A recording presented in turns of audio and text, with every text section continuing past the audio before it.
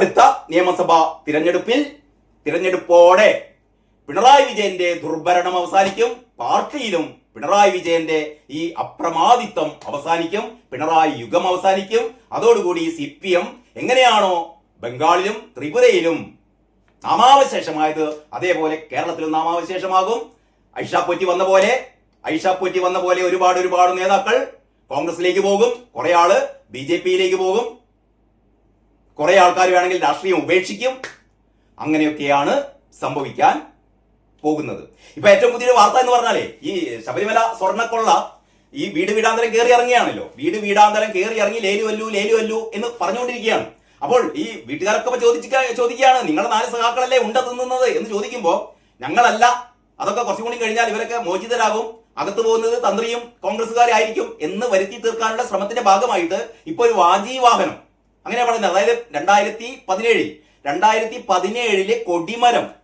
കൊടിമരം മാറ്റിയപ്പോ ആ കൊടിമരത്തിന്റെ മുകളിൽ ഉണ്ടായിരുന്ന വാജി വാഹനം, പഞ്ചലോഹ നിർമ്മിതമായ 11 കിലോഗ്രാം ഭാരമുള്ള പഞ്ചലോഹ വാജി വാഹനം, ആ വാജി വാഹനം തന്ത്രി അടിച്ചുകൊണ്ടുപോയി. അതുകൊണ്ട് തന്ത്രി അടിച്ചുകൊണ്ടുപോയി. അത് തന്ത്രി അടിച്ചുകൊണ്ടുപോകാനുള്ള ഇടയുണ്ടാക്കിയത് അന്നത്തെ പ്രയാറൊക്കെ ആയിരുന്നു അന്നത്തെ പ്രസിഡന്റ്.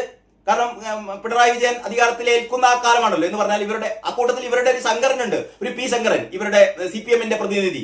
അങ്ങനെ CPMന്റെ പ്രതിനിധി ശങ്കരനും അജയ് തറയിൽ ഒക്കെ അംഗങ്ങളായ ആ ഭരണസമിതിയാണ് ഈ തന്ത്രിക്ക് ഈ വാജി വാഹനം കൊടുത്തത്, അല്ലെങ്കിൽ തന്ത്രി അത് കട്ടുകൊണ്ടുപോയി എന്നുള്ള രീതിയിലൊക്കെയാണ് അവരുടെ ചർച്ച. തന്ത്രിയെ കൂടുതൽ കൊടുക്കാനുള്ള ശ്രമം നടത്തി വരികയാണ്. പക്ഷേ ഈ വാജി വാഹനം എന്ന് പറയുന്നത് ഇപ്പൊ ചർച്ചകളിലൊക്കെ അതിന്റെ സത്യസ്ഥിതി പുറത്തു വരികയാണ്. അപ്പോൾ വാജി വാഹനം എന്ന് പറയുന്നത് സാധാരണഗതിയിൽ തന്ത്രസമുച്ചയത്തിന്റെ ഭാഗമായി, അല്ലെങ്കിൽ തന്ത്രസമുച്ചയത്തിൽ വളരെ കൃത്യമായി പറയുന്നുണ്ട് അത്രേ, ഈ കേടുവന്ന കൊടിമരത്തിലെ ഇത്തരത്തിലുള്ള ഉപയോഗശൂന്യമായ അല്ലെങ്കിൽ ഉപയോഗിക്കാൻ പറ്റാത്ത രണ്ടാമത് മാറ്റേണ്ട ഇത്തരത്തിലുള്ള വാജി വാഹനങ്ങളൊക്കെ തന്ത്രിക്ക് അവകാശപ്പെട്ടതാണ്, ആ ക്ഷേത്രത്തിന്റെ ഗുരുനാഥൻ അവകാശപ്പെട്ടതാണ്. അപ്പോൾ ഈ സ്വാഭാവികമായും ആ ഒരു അവകാശത്തിന്റെ പേരിലാണ് തന്ത്രി കൊണ്ടുപോയത്. തന്ത്രി ഇത് കൊണ്ടുപോയി കണ്ട് വിഴുങ്ങിയിട്ടൊന്നുമില്ല. ആ തന്ത്രിയാണ് ഏതാനും എനിക്ക് തോന്നുന്നു ഒരു 1-2 മാസം മുമ്പ് പറഞ്ഞത്, ഈ വാജി വാഹനം തന്റെ കയ്യിലുണ്ട്, ഞാനത് തിരിച്ചേൽപ്പിക്കാം. ഇത് വളരെ രഹസ്യമായി കൊണ്ടുപോയതുമല്ല. ഒരു പൊതുചടങ്ങിൽ വെച്ച് ശബരിമലയിലെ ഏറ്റവും പ്രധാനപ്പെട്ട അന്നത്തെ ഭരണസമിതി അംഗങ്ങളൊക്കെ സാന്നിധ്യത്തിൽ, ഈ പറയുന്ന CPMന്റെ കൂടി അംഗത്തിന്റെ സാന്നിധ്യത്തിൽ, അവിടെ എക്സിക്യൂട്ടീവ് ഓഫീസറുടെയും വിജിലൻസ് സംഘത്തിന്റെയും ഒക്കെ ആഭിമുഖ്യത്തിൽ, ഹൈക്കോടതിയുടെ അമിക്കസ് ക്യൂറിയുടെ ഒക്കെ ആഭിമുഖ്യത്തിലാണ് ഈ വാജി വാഹനം തന്ത്രി ഏറ്റുവാങ്ങുന്നത്.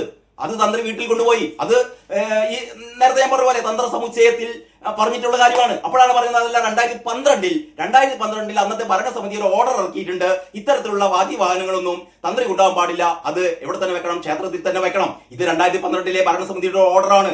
ആ ഓർഡർ 2017 ഭരണസമിതി അംഗീകരിച്ചോളണമെന്നില്ല, അതിന് പ്രത്യേകിച്ച് നിയമ സാധുതയുമില്ല എന്നൊക്കെയാണ് നിയമജ്ഞർ പറയുന്നത്. അപ്പൊ ചുരുക്കി പറഞ്ഞാൽ, മാത്രമല്ല ഈ SIT ഈ 2017 അല്ലെങ്കിൽ 2012 കൊടിമര മാറ്റവും ഈ വാജി വാഹനം കൊണ്ടുപോയതൊക്കെ അന്വേഷിക്കാനാണ് ഇപ്പോൾ ഇവർ പോകുന്നത്. ഇവിടെ അന്വേഷിക്കേണ്ട കാര്യങ്ങൾ പകുതി വഴിക്ക് നിർത്തിക്കുകയാണ്. ഇവിടെ 2019 തുടർന്ന് 2025 ഒക്കെ സ്വർണ്ണ മോഷണം അവർ ഫുൾ സ്റ്റോപ്പ് ഇട്ടിട്ട് ഇവരിപ്പം തന്ത്രിയെ പിടിക്കാനും കോൺഗ്രസ്സുകാരെ പിടിക്കാനും നടക്കുകയാണ്. എന്തിനു വേണ്ടിയിട്ടാണ്? അടുത്ത തെരഞ്ഞെടുപ്പിലേക്ക് പോകുമ്പോ CPMകാർക്ക് കുറച്ച് കോൺഗ്രസ്സുകാരെ അതിനുള്ളിൽ ഇടണം. അജയ് തറയിലിനെയും അല്ലെങ്കിൽ ഇത്തരത്തിൽപ്പെട്ട 1-2 കോൺഗ്രസ്സുകാരെ തന്ത്രിയെയൊക്കെ എങ്ങനെയെങ്കിലും ജയിലിനുള്ളിലാക്കണം. എന്നിട്ട് പറയണം, ഓ കണ്ടില്ലേ, ഞങ്ങളുടെ സഖാക്കളല്ല, പോറ്റിയെ കയറ്റിയതാണ്. ഇപ്പൊ തന്നെ പറയുന്നുണ്ട്, പോറ്റിയെ കയറ്റിയതാരാണ്, ഞങ്ങളെല്ലാം കോൺഗ്രസ്സുകാരാണ്. വാജി വാഹനം കട്ടത് കോൺഗ്രസ്സുകാരാണ്, തന്ത്രിയാണ്. കൊടിമരം കട്ടത് കോൺഗ്രസ്സുകാരാണ്, തന്ത്രിയാണ്.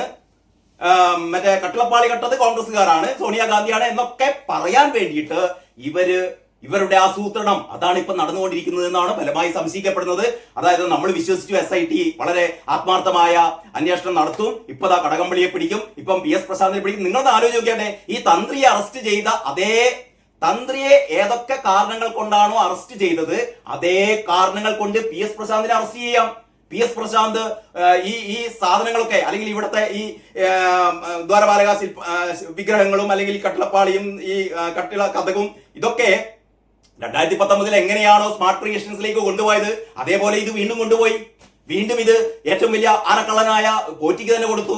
പോറ്റിയുടെ തന്നെ ഒരു സംവിധാനത്തിലാണ് ഈ കാര്യങ്ങളൊക്കെ ചെയ്യുന്നത്. മാത്രമല്ല, ഇത് ഹൈക്കോടതിയോട് പോലും ചോദിക്കാതെ അവരുടെ സമ്മതം വാങ്ങാതെയാണ് കൊണ്ടുപോയത്. എന്ന് പറഞ്ഞാൽ ഇത്തരത്തിലുള്ള എല്ലാ ക്രമക്കേടുകളും ചെയ്ത് PS പ്രശാന്താണ്, വാസവനാണ്, അന്ന് മന്ത്രി വാസവനാണ്.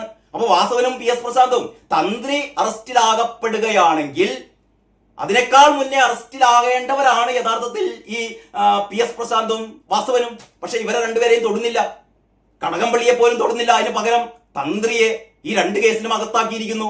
ഇനിതാ വാജീവാഹനം എന്ന കേസിൽ അകത്താക്കാൻ വേണ്ടി പോകുന്നു.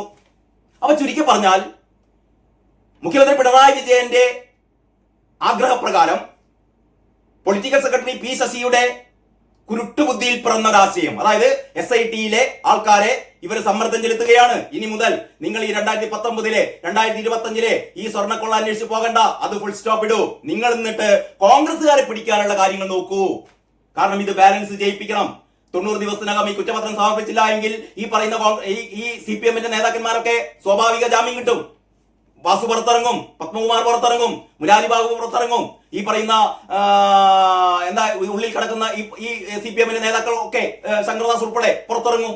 അപ്പൊ ഇവർക്ക് പറയാലോ, ഓ ഞങ്ങളൊക്കെ പുറത്തിറങ്ങി, ഞങ്ങളുടെ നേതാക്കന്മാരൊക്കെ പുറത്തിറങ്ങി, അകത്താരാണ്?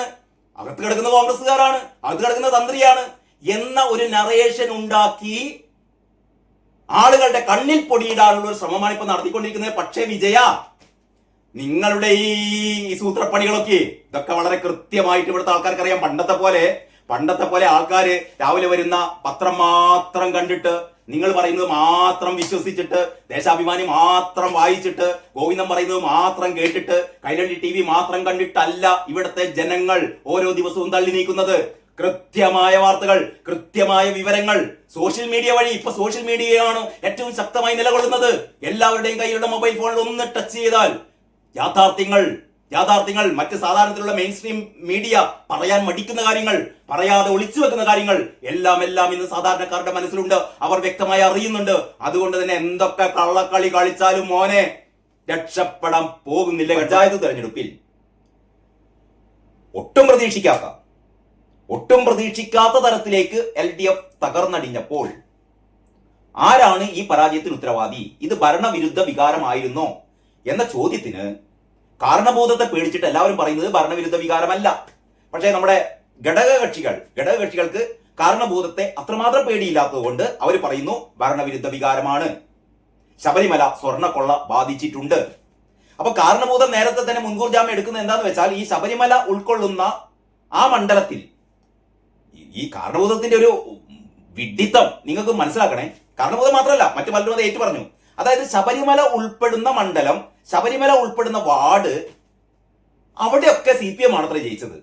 ശബരിമല സ്വർണ്ണക്കൊള്ളയിൽ എന്തെങ്കിലും തരത്തിലുള്ള ജനവികാരം ഉണ്ടെങ്കിൽ, അതായത് ഈ ഭരണവിരുദ്ധ വികാരം ഉണ്ടായെങ്കിൽ അവിടെ എങ്ങനെയാണ് CPM ജയിക്കാന്ന് ചോദിക്കുന്നത്. എടോ, ശബരിമല എന്ന് പറഞ്ഞാൽ ശബരിമലയുടെ പ്രാധാന്യം ശബരിമല ക്ഷേത്രം ഉൾക്കൊള്ളുന്ന വാർഡിലും ആ പഞ്ചായത്തിലും മാത്രമേ ഉണ്ടാവുള്ളൂ.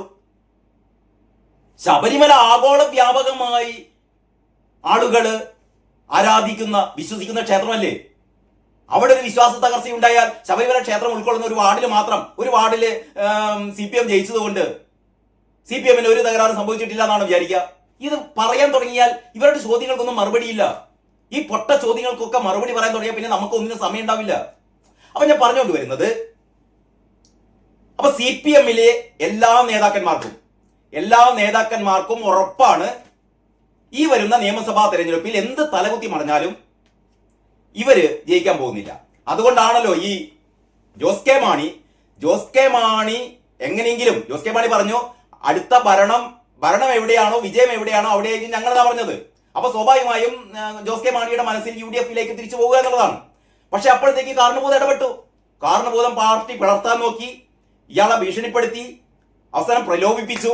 25 സെന്റ് സ്ഥലം അല്ലെ, കണ്ണായ സ്ഥലത്ത് നഗരമധ്യത്തിൽ കവടിയാറിൽ 25 സെന്റ് സ്ഥലം കൊടുക്കുകയാണ്. ആർക്ക്? മാണിയുടെ സ്മാരകത്തിന്. ഈ മാണിയെ കോളമാണി എന്ന് മാത്രല്ല, മാണിയെ പറയാത്ത തെണ്ടിത്തരങ്ങളില്ല അല്ലെ. മാണിയെ എന്തൊക്കെ പറഞ്ഞു. VS അച്യുതാനന്ദൻ മുതൽ അക്കാലത്തെ പാർട്ടി സെക്രട്ടറി ആയിരുന്ന കോടിയേരി മുതൽ പിണറായി വരെയുള്ള ആൾക്കാർ എന്തൊക്കെ മാണിക്കെതിരെ വിളിച്ചു പറഞ്ഞത്. ആ മാണിക്ക് ഇത് പിണറായി വിജയന്റെ തറവാട്ടിൽ നിന്ന് കൊണ്ടുവന്നിട്ടല്ല ഈ 25 സെന്റ് സ്ഥലം കൊടുക്കുന്നത്, നമ്മുടെ സ്ഥലമാണെന്നേ, പൊതുസ്ഥലം. അത് 25 സെന്റായിട്ട് കൊടുക്കുകയാണ്. ഇനി എങ്ങനെയാണ് ജോസ് കെ മാണി UDF-ലേക്ക് വരിക? വന്നു കഴിഞ്ഞാൽ എം എം മണി പറയില്ലേ 25 സെന്റ് സ്ഥലം ഞങ്ങളുടെ അടുത്ത് നിന്ന് വാങ്ങി നക്കി തിന്നിട്ട് പോയി കണ്ട് അപ്പുറത്തേക്ക് പോയില്ലേ എന്ന് എം എം മണി ചോദിക്കല്ലേ? അപ്പൊ കാരണഭൂതത്തിന് ആകെ വിറളി പിടിച്ച് വിറയും വിറളിയും അങ്ങനെയാണ്. വിറയുണ്ട്, വിറയലുണ്ട്, വിറളിയുണ്ട്, വിറളിപ്പുണ്ട്. അപ്പൊ ഈ ജോസ് കെ മാണി പോയാൽ പിന്നെ പറയാനില്ല, പരാജയം എന്താ പറയാ, പരാജയത്തിന്റെ അഗാധ ഗർത്തത്തിലേക്കായിരിക്കും വീണു പോവുക. അപ്പൊ എങ്ങനെയെങ്കിലും ജോസ് കെ മാണിയെ പിടിച്ചു നിർത്തണം. ഞാൻ വിചാരിക്കുന്നു, ഞാൻ കഴിഞ്ഞ വീഡിയോയിലും പറഞ്ഞു, ഇത് യു ഡി എഫിനെ സംബന്ധിച്ചിടത്തോളം നല്ലതാണ്. കാരണം Jose K Mani U D എഫിലേക്ക് വന്നെങ്കിൽ പ്രത്യേകിച്ച് യു ഡി എഫിന് ഒരു അഡ്വാൻറ്റേജും കിട്ടാൻ പോകുന്നില്ല. പകരം ഒരുപക്ഷെ സംഭവിക്കാൻ പോകുന്ന കറുത്ത നഷ്ടമായിരിക്കും. മാത്രമല്ല മുന്നണിക്കുള്ളിൽ ഒരുപാട് അവസരങ്ങളുണ്ടാവും. പി ജെ ജോസഫ് വെറുതെ ഇരിക്കുമോ? മാത്രമല്ല ഇവർക്ക് ഇപ്പൊ പറയുന്നത് 12 സീറ്റിലായിരുന്നു കഴിഞ്ഞ പ്രാവശ്യം മത്സരിച്ചത്. ഇപ്രാവശ്യം എൽ ഡി എഫിന്റെ അടുത്ത് 13 സീറ്റ് ആവശ്യപ്പെടുന്ന പറയുന്നത്. ഇവര് വന്നു കഴിഞ്ഞാൽ ഈ 13 പോട്ടെ, 12 സീറ്റ് കൊടുക്കണ്ടേ? എൽ ഡി എഫിലായിരിക്കും 12 സീറ്റിൽ മത്സരിച്ച മാണി കോൺഗ്രസ് ഇവിടെ വന്നു കഴിഞ്ഞാൽ ഇവർക്കും കൊടുക്കട്ടെ 12 സീറ്റ്. ഈ 12 സീറ്റ് എവിടെ നിന്ന് കൊടുക്കും? അപ്പൊ ഈ 12 സീറ്റിൽ കണ്ണുവെച്ചിരിക്കുന്ന കോൺഗ്രസ് നേതാക്കന്മാർ അല്ലെങ്കിൽ പി ജെ ജോസഫിന്റെ പാർട്ടിക്കാർ ഇവര് വെറുതെ വിടുവോ? കാലുവാരില്ലേ? ഉറപ്പല്ലേ? അപ്പൊ സ്വാഭാവികമായും പിണറായി വിജയൻ ചെയ്തിരിക്കുന്നത് ജോസ് കെ മാണിയെ തങ്ങളുടെ പക്ഷത്ത് തന്നെ ഉറപ്പിച്ചുകൊണ്ട്, നിലയുറപ്പിച്ചുകൊണ്ട് തങ്ങളുടെ പരാജയം ഒരിക്കൽ കൂടി ഉറപ്പുവരുത്തുകയാണ് പിണറായി. കേട്ടോ, ഉറപ്പുവരുത്തുകയാണ് എന്ന് പറഞ്ഞാൽ ജോസ് കെ മാണി നിങ്ങളുടെ കൂടെ ഉണ്ട് എന്ന് വിചാരിച്ചിട്ട് പഞ്ചായത്ത് തെരഞ്ഞെടുപ്പിൽ പ്രത്യേകിച്ച് അഡ്വാൻറ്റേജ് ഒന്നും നിങ്ങൾക്ക് കിട്ടില്ലല്ലോ, തോറ്റു തുന്നം പാടിയില്ലേ? അതിനേക്കാൾ വലിയ പരാജയമാണ് വരാൻ പോകുന്നത്. അപ്പൊ ജോസ് കെ മാണിയെ കൂടെ തന്നെ കൂട്ടിക്കോ. പക്ഷെ നമുക്ക് വിശ്വസിക്കാൻ പറ്റില്ല കേട്ടോ, വിശ്വസിക്കാൻ പറ്റില്ല. ജോസ് കെ മാണി പറഞ്ഞ ആ ഒരു കാര്യമുണ്ട്, വിജയം എവിടെയാണോ അവിടെയായിരിക്കും ഞങ്ങൾ. രാഷ്ട്രീയത്തിൽ ഇന്ന് പറഞ്ഞ കാര്യമല്ല നാളെ സംഭവിക്കുക. ഇനിയുണ്ടല്ലോ 2-3 മാസം ഇനിയും ബാക്കി കിടക്കുന്നുണ്ടല്ലോ. അപ്പോൾ അതിന്റെ ഇടയിൽ ഈ 25 സെന്റ് സ്ഥലം കിട്ടിയതിൽ പിറ്റേന്ന് തന്നെ പോയി യു ഡി എഫിലേക്ക് ചാടുക എന്ന് പറയുന്നത് അത് മോശല്ലേ? അപ്പൊ ഈ 25 സെന്റ് സ്ഥലത്തിന്റെ കാര്യമൊക്കെ ഒന്ന് വ്യവസ്ഥയാക്കട്ടെ, അതൊന്ന് കുറച്ച് കഴിയട്ടെ, എന്നിട്ട് വേണമെങ്കിൽ ചാടാം എന്നായിരിക്കാം ജോസ് കെ മാണി കരുതുന്നത് കേട്ടോ. കാരണം ജോസ് കെ മാണിക്ക് അറിയാം, ഇവിടെ നിന്ന് കഴിഞ്ഞാൽ എൽ ഡി എഫിന്റെ ഭാഗമായി നിന്ന് കഴിഞ്ഞാൽ ഇനി ഒരിക്കലും കേരളത്തിൽ അധികാരത്തിൽ വരാൻ പറ്റില്ല എന്ന് ജോസ് കെ മാണിക്ക് അറിയാം. ഞാൻ നിങ്ങൾക്ക് ഇന്നത്തെ മലയാള മനോരമ ഒരു പുതിയൊരു പങ്ക്തി തുടങ്ങിയിട്ടുണ്ട്. ആ പങ്ക്തിയുടെ പേര് എന്ന് പറഞ്ഞാൽ പോർ മുഖാമുഖം എന്നുള്ളതാണ്. പോർ മുഖാമുഖം. അതായത് എങ്ങനെയാണ് വ്യത്യസ്ത രാഷ്ട്രീയ പാർട്ടി നേതാക്കന്മാർ ഈ ഒരു തെരഞ്ഞെടുപ്പിനെ നോക്കിക്കാണുന്നത്, എന്തൊക്കെ മുന്നൊരുക്കങ്ങളാണ് ഇവർ നടത്തുന്നത്. അത് ഒന്ന് AICC സംഘടനാകാര്യ ജനറൽ സെക്രട്ടറി നമ്മുടെ കെ സി വേണുഗോപാലും മറ്റൊന്ന് MA ബേബി CPM-ന്റെ ദേശീയ ജനറൽ സെക്രട്ടറി MA ബേബി. അവരുടെ എഡിറ്റോറിയൽ പേജിൽ ഇടതുഭാഗത്ത് മത്സരിക്കുന്നില്ല, പാർട്ടിക്ക് മുഖ്യമന്ത്രി സ്ഥാനാർത്ഥിയില്ല. കെ സി വേണുഗോപാൽ പറയാൻ കേട്ടോ, ഞാൻ മത്സരിക്കുന്നില്ല. നമ്മൾ സാധാരണ പറയാറുണ്ടല്ലോ മുഖ്യമന്ത്രി സ്ഥാനത്തിന് അടി ഉണ്ടാവും, VD സതീശൻ, രമേശ് ചെന്നിത്തല, പിന്നെ പറയുന്ന പേര് കെ സി വേണുഗോപാലാണ്. പിന്നെയുണ്ട് ആൾക്കാരുണ്ട്, പിന്നാലുണ്ട്. എങ്കിലും ഏറ്റവും പ്രധാനമായി 3 പേരുകളാണ് മുഖ്യമന്ത്രി സ്ഥാനത്തേക്ക് ഉയരുന്ന ചർച്ചകളിൽ നമ്മൾ സാധാരണ കാണപ്പെടാറുള്ളത്. ഒന്നാം സ്ഥാനത്ത് VD സതീശൻ തന്നെ, 2ാം സ്ഥാനത്ത് രമേശ് ചെന്നിത്തലയുണ്ട്. ഇതിന്റെ ഇടയിൽ കെ സി ഇറങ്ങി വരുമോ അല്ലെങ്കിൽ കെ സിയെ ഇറക്കുമോ എന്നുള്ളതൊക്കെയായിരുന്നു ചർച്ച. പക്ഷേ കെ സി പറയുന്നു, ഞാനില്ല, മുഖ്യമന്ത്രി സ്ഥാനാർത്ഥിയായി ഞാനില്ല, ഞാൻ അടുത്ത മുഖ്യമന്ത്രിയല്ല. കാരണം എനിക്ക് അല്ലെന്നെങ്കിൽ നമുക്ക് അത് വിശ്വസിക്കാം. കാരണം കെ സിക്ക് ഇപ്പം ഇവിടെ മുഖ്യമന്ത്രി ആയിരിക്കുന്നതിനേക്കാൾ നല്ല പോസ്റ്റ് തന്നെയാണ് ഇപ്പോഴുള്ള കോൺഗ്രസിന്റെ ദേശീയ ആ സംഘടനാകാര്യ ചുമതലയൊക്കെയായി നോക്കി നടക്കുക എന്നുള്ളതാണ് കെ സിയെ സംബന്ധിച്ചിടത്തോളം ഏറ്റവും പ്രധാനപ്പെട്ട കാര്യം. ഇവിടെ വന്ന് അടി ഉണ്ടാക്കിയിട്ട് പ്രത്യേകിച്ച് കാര്യമൊന്നുണ്ടെന്ന് എനിക്ക് തോന്നുന്നില്ല. അപ്പൊ കെ സി വേണുഗോപാൽ പറയുന്നു, ഞാൻ മത്സരിക്കുന്നില്ല, പാർട്ടിക്ക് മുഖ്യമന്ത്രി സ്ഥാനാർത്ഥിയില്ല. അക്കാര്യം നമുക്ക് പിന്നെ ചർച്ച ചെയ്യാം. നമുക്ക് MA ബേബി, നമ്മളെ ബേബി സഖാവ് പറയുന്ന ഏറ്റവും പ്രധാനപ്പെട്ട കാര്യം എന്താണെന്നറിയോ? അവിടെയാണ് ബേബി സഖാവ് നമ്മുടെ കാരണഭൂതത്തിന് നല്ലൊരു ആപ്പ് വെച്ചിരിക്കുകയാണ് കേട്ടോ. കാരണം ഇങ്ങനെയാണല്ലോ, അതായത് കാരണഭൂതത്തെ എങ്ങനെയെങ്കിലും തറ പറ്റിക്കണം, മൂക്കുകൊണ്ട് ക്ഷത്ര ജഡ്ജ എന്ന് എഴുതിക്കണമെന്ന് നോമ്പ് നോറ്റി നടക്കുന്ന ആൾക്കാരാണ് MA ബേബിയും ഗോവിന്ദനും, പിന്നീട് കുറെ ഐസക്ക്, KN ബാലഗോപാൽ ഉൾപ്പെടെ. എന്ന് പറഞ്ഞാൽ സത്യം പറയുകയാണെങ്കിൽ കാരണഭൂതത്തിന്റെ കൂടെ ആരുമില്ല, എല്ലാവരും കൂടെ ഉണ്ട് എന്ന് വിശ്വസിക്കും. ഒരാളുണ്ട് കേട്ടോ, കാരണഭൂതത്തിന്റെ കൂടെ ഒരാളുണ്ട്, മരുമോനുണ്ട് കാരണഭൂതത്തിന്റെ കൂടെ, മറ്റാരുമില്ല. എല്ലാവർക്കും പേടിയായതുകൊണ്ട് കൂടെ അങ്ങനെ നിൽക്കുന്നതായി അഭിനയിക്കുകയാണ്. അതിന്റെ അങ്ങേപ്പുറത്തേക്ക് ഒന്നില്ല. എപ്പം കാലിടറിയോ അപ്പം കുതികാൽ വെട്ടുന്നത് ഉറപ്പാണ്. അപ്പൊ ബേബി സഖാവ് പറയുകയാണ് ഈ അഭിമുഖത്തിൽ, ബേബി സഖാവ് പറയുന്ന ഏറ്റവും പ്രധാനപ്പെട്ട കാര്യം എന്താണെന്ന് അറിയോ? ഞങ്ങളുടെ പാർട്ടിയെ അല്ലെങ്കിൽ ഈ പറയുന്ന LDF-നെ നയിക്കുന്നത് അല്ലെങ്കിൽ CPM-നെ നയിക്കുന്നത് പിണറായി തന്നെയായിരിക്കും, 3ാം വട്ടവും പിണറായി തന്നെയായിരിക്കും നയിക്കുക എന്ന് പറഞ്ഞാൽ ബേബിക്കറിയാം ഈ പ്രാവശ്യം തോൽക്കാൻ വേണ്ടി പോവുകയാണ്. അപ്പൊ ഈ തോൽവി എങ്ങനെ തോറ്റു എന്ന് ചോദിച്ചാൽ അതിന് ഉത്തരമായി എങ്ങനെ തോറ്റു, 3ാം തവണ എങ്ങനെ തോറ്റു? പിണറായി നയിച്ചത് കൊണ്ട്.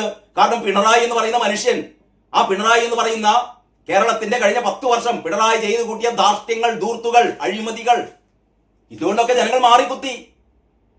അപ്പൊ ഇത് സ്ഥാപിക്കാൻ വേണ്ടിയിട്ടാണ് MA ബേബി പറയുന്നത് 3ാം തവണ പിണറായി തന്നെ ഞങ്ങൾ നയിക്കും. ഇതാ ഈ ചോദ്യം ഇങ്ങനെയാണ്. പിണറായി 3ാം വട്ടം പ്രചാരണം നടക്കുന്നുണ്ട്. അതിന്റെ ഉത്തരമാണ് ബേബി സഖാവ് പറയുകയാണേ, 2 ടേം സർക്കാരിനെ നയിച്ചത് പിണറായി വിജയൻ ആയതിനാൽ സ്വാഭാവികമായി അത്തരം പ്രചാരണം വരാം. പ്രചാരണം നയിക്കുക മുഖ്യമന്ത്രി പിണറായി വിജയൻ തന്നെയാകും. അപ്പൊ പ്രചാരണം നയിക്കുക മുഖ്യമന്ത്രി പിണറായി വിജയൻ തന്നെയാകും. ടീമിന്റെ നേതാവും പിണറായി തന്നെ. മുന്നണിക്ക് വിജയമുണ്ടായാൽ ഏതു തരത്തിലുള്ള ഭരണ നേതൃത്വമാണ് വേണ്ടതെന്ന് അപ്പോൾ ആലോചിച്ച് തീരുമാനിക്കും. വിജയിച്ചു കഴിഞ്ഞാൽ അതിനെ മൂപ്പർക്ക് ഉറപ്പില്ല കേട്ടോ. അതുകൊണ്ട് ഈ അഭിമുഖത്തിൽ പോലും പറയാം, സാധാരണ ഈ അഭിമുഖത്തിലൊക്കെ പറയാ ഞങ്ങൾ വിജയിക്കും, അങ്ങനെയാണ് പറയുന്നത്. 110 സീറ്റ് നേടുന്നല്ല പറയുന്നത്. 110 സീറ്റ് നേടി ഞങ്ങൾ വിജയിക്കും, വിജയിച്ചു കഴിഞ്ഞാൽ പിണറായി ആയിരിക്കും അടുത്ത മുഖ്യമന്ത്രി, അല്ലെങ്കിൽ അപ്പം ഞങ്ങൾ തീരുമാനിക്കുന്നല്ല പറയേണ്ടത്. അതിന് പകരം ബേബി സഖാവ് പറയുന്നത് മുന്നണിക്ക് വിജയം ഉണ്ടായാൽ എങ്ങാനും തലകുത്തി എന്താ പറയാ അങ്ങനെ ഒരു നിർഭാഗ്യകരമായ അവസ്ഥ ഉണ്ടായാൽ, മുന്നണിക്ക് വിജയമുണ്ടായാൽ ഏത് തരത്തിലുള്ള ഭരണ നേതൃത്വമാണ് വേണ്ടതെന്ന് അപ്പോൾ ആലോചിച്ച് തീരുമാനിക്കും. ആഗ്രഹം പ്രകടിപ്പിക്കാൻ ജനങ്ങൾക്ക് സമൂഹ മാധ്യമങ്ങളുണ്ട്, എന്നാൽ പാർട്ടി ഇക്കാര്യത്തിൽ തീരുമാനമെടുത്തിട്ടില്ല. അപ്പം ആരാകും മുഖ്യമന്ത്രി എന്ന് തീരുമാനമെടുത്തിട്ടില്ല, പക്ഷേ ആരാണ് മുഖ്യമന്ത്രി എന്ന് ഞങ്ങൾ തീരുമാനമെടുത്തിട്ടില്ല. കാരണം അങ്ങനെ ഒരു ആവശ്യം വരില്ലാന്നേ, അങ്ങനെ ഒരു ആവശ്യം വരില്ല. ഞങ്ങൾ ജയിച്ചാലല്ലേ മുഖ്യമന്ത്രി, അപ്പൊ അങ്ങനെ ഒരു ആവശ്യം വരില്ല. പക്ഷേ ആരാണ് നയിക്കുക? പിണറായി തന്നെയായിരിക്കും നയിക്കുക. അപ്പോൾ പിണറായി തന്നെയായിരിക്കും നയിക്കുക. അങ്ങനെ പിണറായിയുടെ നേതൃത്വത്തിലുള്ള ഇടതുപക്ഷ മുന്നണിയാണ് അടുത്ത നിയമസഭാ തെരഞ്ഞെടുപ്പിൽ വൻ തോൽവിയിലേക്ക് പതിക്കുക. അപ്പോൾ കൃത്യമായി നമുക്ക് വിരൽ ചൂണ്ടാലോ. ആരാണ് തോൽപ്പിച്ചത്? പിണറായിയുടെ നേതൃത്വമാണ് തോൽപ്പിച്ചത്. പിണറായിയുടെ ഭരണവിരുദ്ധ വികാരം, ശബരിമല സ്വർണ്ണക്കൊള്ള, ഇതൊക്കെയാണ് തോൽപ്പിച്ചത് എന്ന് സ്വാഭാവികമായും നമുക്ക് പറയാം. ഇതിന്റെ നേതൃസ്ഥാനത്ത് പിണറായി വിജയൻ ഒരു തെരഞ്ഞെടുപ്പ് നയിക്കുക, ഏറ്റവും ദയനീയമായി തോൽക്കുക എന്ന് പറഞ്ഞാൽ പിന്നെ പിണറായി ആരെങ്കിലും തിരിഞ്ഞു നോക്കൂ? അതോടെ പിണറായിയുടെ കഥ കഴിയും. പിണറായി എന്ന് പറയുന്ന അധ്യായം അവസാനിക്കും. പിന്നെ CPM എന്ത് സംഭവിക്കുമെന്നുള്ളത് പിന്നെ പറയാനില്ല. പിണറായി പോയി കഴിഞ്ഞാൽ പിന്നെ CPM ഇല്ലല്ലോ. കാരണം പിണറായി തന്റെ പിണറായിസമാക്കി മാറ്റിയല്ലോ CPM. അപ്പം പിണറായി പോയി കഴിഞ്ഞാൽ പിന്നെ ഒരുപക്ഷെ മരുമോനിസം വന്നേക്കാം. മരുമോനിസം വന്നാൽ മരുമോനിസം പിണറായിസത്തെ പോലെ അത്രമാത്രം കടുപ്പത്തിൽ നിൽക്കുമോ എന്ന് നമുക്ക് അറിയാൻ പറ്റില്ല. പിന്നെ CPM-ന്റെ കഥ പറയാനില്ല. ഏതായാലും ബേബി സഖാവ് വളരെ സൗകര്യപൂർവ്വം, വളരെ തന്ത്രപൂർവ്വം അതിന്റെ എല്ലാവിധ പഴികളും പിണറായി വിജയന്റെ തലമണ്ടിയിലേക്ക് വെച്ചു കൊടുക്കുകയാണ്. പോയി അനുഭവിക്ക് എന്ന് പറയാണ്. എന്ന് പറഞ്ഞാൽ നയിക്കടോ, തിരഞ്ഞെടുപ്പ് നയിച്ച് തോറ്റുവാ എന്നുള്ള ഒരു ആശീർവാദമാണ് ഈ അഭിമുഖം വായിച്ചു കഴിഞ്ഞാൽ നമുക്ക് മനസ്സിലാകുക. അതിൽ പ്രധാനപ്പെട്ട 1-2 കാര്യങ്ങളുണ്ട്. വനിതാ മുഖ്യമന്ത്രി ഉണ്ടാകണമെന്ന പ്രചാരണവും സമൂഹ മാധ്യമങ്ങളിൽ ഉണ്ടല്ലോ എന്ന് ചോദിക്കുമ്പോൾ അങ്ങനെ ഒരു ആഗ്രഹ പ്രകടനം സൈബർ ഇടങ്ങളിൽ നടക്കുന്നുണ്ടോ, അതോ മാധ്യമങ്ങൾ പറയുന്നതാണോ എന്ന് തിരിച്ചു ചോദിക്കുകയാണ് മൂപ്പര്. സ്ത്രീകൾ നേതൃപദവികളിലേക്ക് വരണമെന്ന് ആഗ്രഹിക്കുന്ന ആളാണ് ഞാൻ. എന്നാൽ ഇത്തരം കാര്യങ്ങളിൽ തീരുമാനമെടുക്കുന്നത് പാർട്ടി ഘടകങ്ങളാണ്. ഏത് നേതൃസ്ഥാനത്തേക്ക് ഏത് സ്ത്രീയാണ് വരാനുള്ളത്? CPM-ൽ ആ നേതൃസ്ഥാനത്തേക്ക് വരാനുള്ള സ്ത്രീ ആരാണ്? KK ശൈലജയായിരിക്കും പറയാം. എല്ലാവരും അതിങ്ങനെ പറഞ്ഞ് ശീലിച്ചുകൊണ്ടാണ് KK ശൈലജ എന്ന് പറയുന്ന ഈ മുൻ മന്ത്രിക്ക് എന്ത് യോഗ്യതയാണുള്ളത്? ഒരു മുഖ്യമന്ത്രി ആവാൻ എന്ത് യോഗ്യതയാണുള്ളത്? ഇവര് പണ്ട് ആരോഗ്യമന്ത്രിയായിരിക്കുന്ന കാലത്ത് ഇവര് PR വർക്കിലൂടെ ഇവരെന്തോ മഹത്തായ കാര്യം ചെയ്തു എന്ന് തെറ്റിദ്ധരിപ്പിച്ചു, അത്രയേ ഉള്ളൂ. ഏറ്റവും കൂടുതൽ മരണങ്ങൾ ഉണ്ടായത് കേരളത്തിലാണ്. ആകെ കുത്തഴിഞ്ഞ ആരോഗ്യസ്ഥിതി കേരളത്തിലായിരുന്നു. പക്ഷേ അവരുടെ PR വർക്കിന്റെ ഫലം കൊണ്ട് ഇവരെന്തോ മഹത്തായ കാര്യം ചെയ്തു എന്ന് ഇവരങ്ങനെ പ്രചാരണം നടത്തി. പക്ഷെ അത് വടകരയിൽ കണ്ടല്ലോ. ഷാഫി പറമ്പിൽ വന്ന് കണക്കിന് പൊട്ടിച്ചു കൊടുത്തു. 1.25 ലക്ഷം വോട്ടിനാണ് അതിദയനീയമായി പരാജയപ്പെട്ടതല്ലേ. അപ്പൊ പിന്നെ ശൈലജയെ സംബന്ധിച്ചിടത്തോളം ശൈലജ എന്ന മുഖ്യമന്ത്രി സ്ഥാനത്തേക്ക് വരാൻ ഒരിക്കലും യോഗ്യയല്ല. പിന്നെ ആരും ഇല്ല. വനിതയല്ല, ഒരു 2ാം നിര നേതൃസ്ഥാനത്തെ പിണറായി വളർത്തിയെടുത്തിട്ടില്ല. കാരണം എനിക്ക് ശേഷം പ്രളയം അല്ലെങ്കിൽ മരുമോൻ, അത്രയേ പിണറായി ധരിച്ചിട്ടുള്ളൂ. അപ്പോൾ അതാണ് ബേബി സഖാവ് ഈ ഒരു ഇന്റർവ്യൂയിലൂടെ പറഞ്ഞു വെക്കുന്നത്. തിരുത്തും തിരിച്ചു വരും. അങ്ങനെ മൂപ്പര് തലക്കെട്ട് എങ്ങനെയാണ്? തിരുത്തും. ഇനി എപ്പം തിരുത്താനാണ്? തിരിച്ചു വരും എന്ന് പറഞ്ഞാൽ മനസ്സിലായില്ല. തിരിച്ചു വരും. ഇപ്പോഴുണ്ടല്ലോ പിണറായി തന്നെ നായകൻ. അപ്പോൾ 3ാം വട്ടം പരാജയപ്പെട്ടതിന്റെ 3ാം തവണ പരാജയപ്പെട്ടതിന്റെ ഉത്തരവാദിത്തം ആർക്ക് തന്നെ? പിണറായി വിജയന് തന്നെ എന്ന് ബേബി സഖാവ് ഈ ഇന്റർവ്യൂവിലൂടെ, ഈ അഭിമുഖത്തിലൂടെ പ്രഖ്യാപിക്കുകയാണ്. ബാക്കി കാര്യങ്ങൾ നമുക്ക് അടുത്ത വീഡിയോയിൽ ചർച്ച ചെയ്യാം. അതുവരെ എല്ലാവർക്കും നന്ദി, നമസ്കാരം.